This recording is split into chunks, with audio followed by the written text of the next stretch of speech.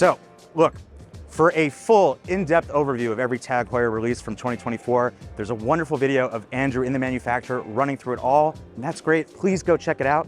But right now, what I'm gonna do is quickly and rapidly just run through these releases just to give you a little bit of a quick overview.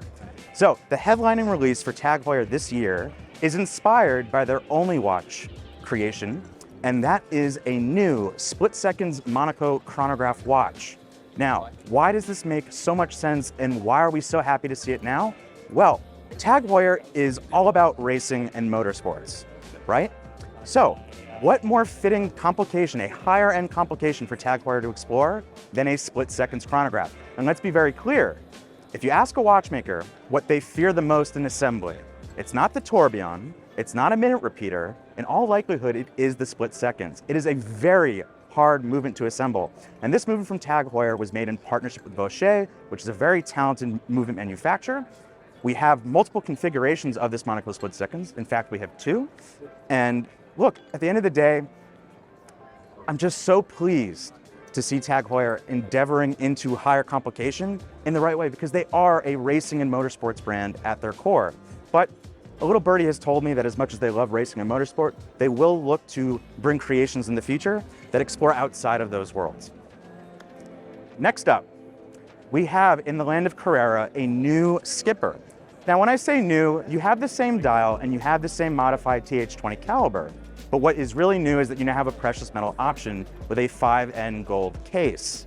So it just adds a little bit more variety. Again, I'm not going to go too crazy in depth into it because ultimately it is the same watch as before, just in a new case with new accents. And look, the skipper is probably my favorite Carrera, and it's great to just have more skipper options. Also in the land of the Carrera, we have a new Carrera chronograph on a bracelet. And this particular Panda style chronograph is based on the 7753 SN from the 60s.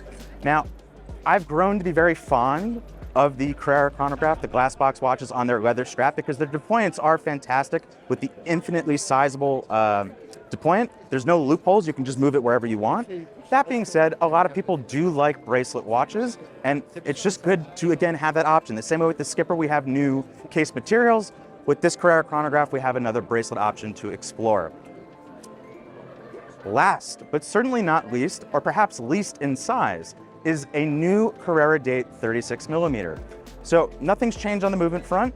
What we have are new aesthetic changes, and I don't like to gender watches, but here I think we're introducing more feminine options, whether two-tone or mother of pearl, and some references even with diamonds. My favorite watch size is 36mm, so I'm all for having more and more 36 come into the catalog. In fact, while the 39mm Carrera chronographs fit my wrist very well, I would love to one day see a 36mm Carrera chronograph return to the catalog. So fingers crossed, but for now in 2024, we have great releases. Thanks for watching, and as always, I'll see you on the next one.